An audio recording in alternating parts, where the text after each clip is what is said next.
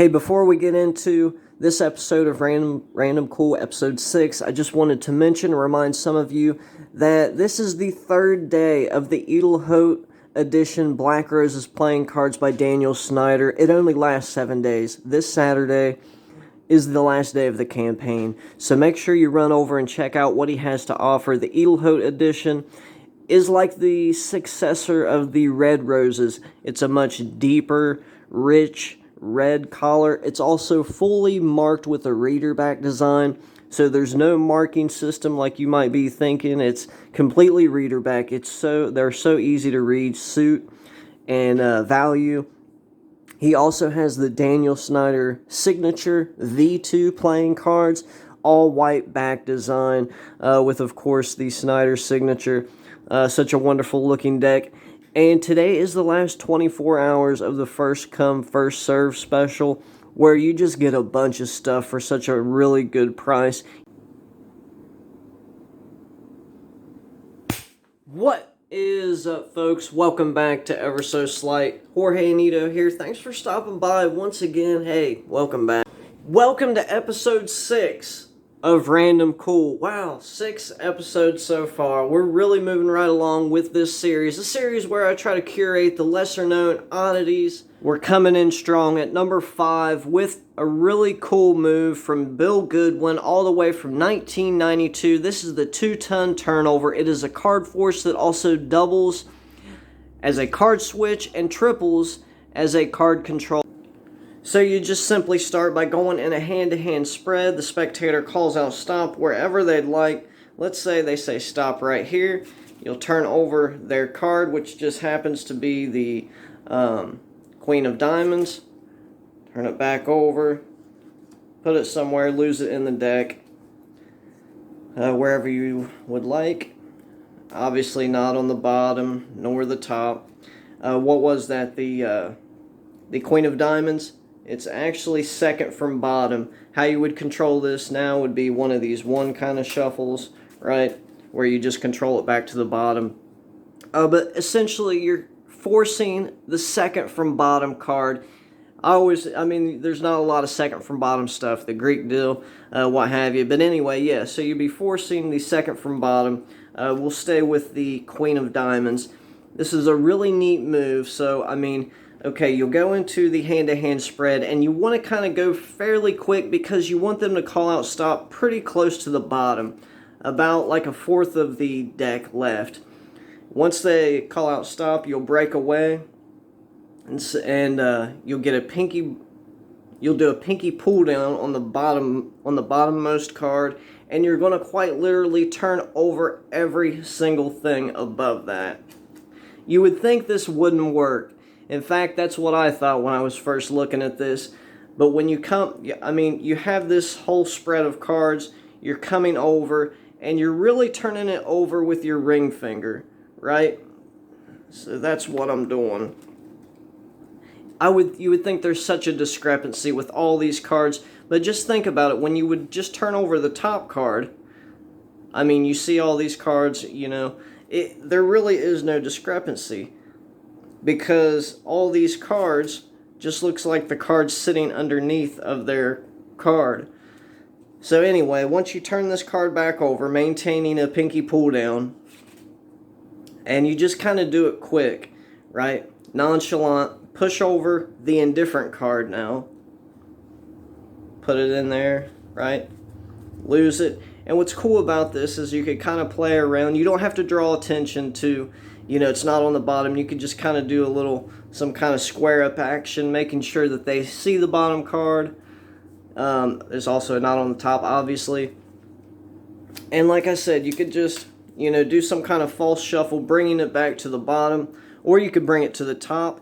Coming in at number 4 is a double lift that I performed recently in a video somewhere, somehow. But I just call it a front side double. I don't know, really. I don't see it hardly anywhere. Some of you guys know what this is. Let me know in the comments below. I really appreciate that. But what it is essentially turning the card over end for end, right? So instead of doing it from the side, like we normally do, it's doing it end for end. just like that. And you could really, I mean, do this pretty quick.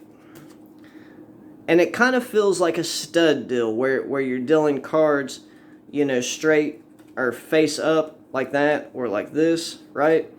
And so, I mean, you're just coming in, and as soon in the action of coming in, your thumb counting 2 cards, you're accessing those 2 cards. I kind of pinch them with index and thumb, and I let this other corner kind of set in this ring finger and pinky crotch, and I just quite literally, I allow my thumb to kind of help push it over.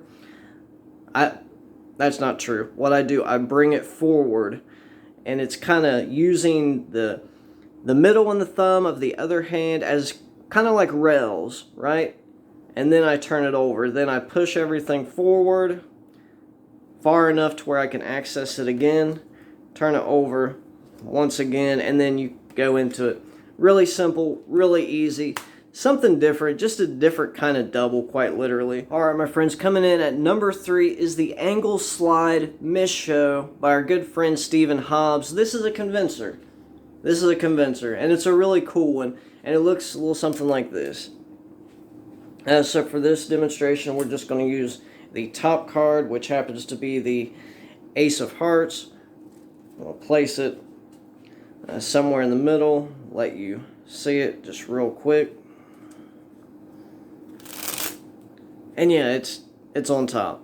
That's basically it. So all you need to do for this, it's just a way of, you know, it's mis-showing a card. You're using a pair, obviously doing some kind of card force, doing a double on the top. Might as well stick with the front side, right?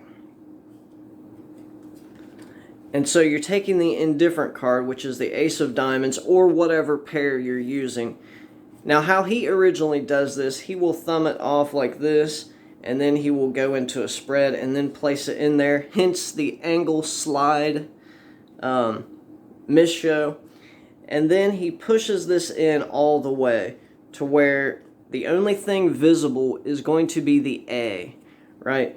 And he does this quite literally just by making sure this thing is completely angled out the side, and he just pushes down, right, and to where almost the card is completely, like I said, in the deck, except for, you know, the pip. So he'll show that real quick, right, and then he'll just very slowly turn it over, draw the card into the deck, and then from there it's whatever, because, yeah, it's on top. Yeah, this is Dai Vernon's scrape cut. And it's really simple and really easy. So, and all it's mimicking is just the action of just cutting the deck. Okay, so you'll have your card that you're going to control on top. We'll go with the 9 of Hearts. And you want to make sure that they see that, okay, this card, it is on top. At least for just this simple false cut demonstration.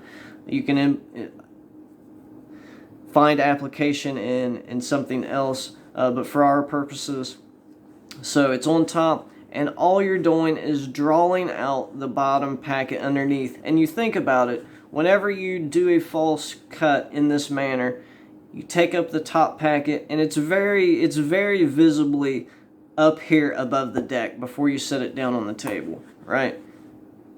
So we want the same, we want to mimic that action, obviously. So what I do is just slightly angle this in,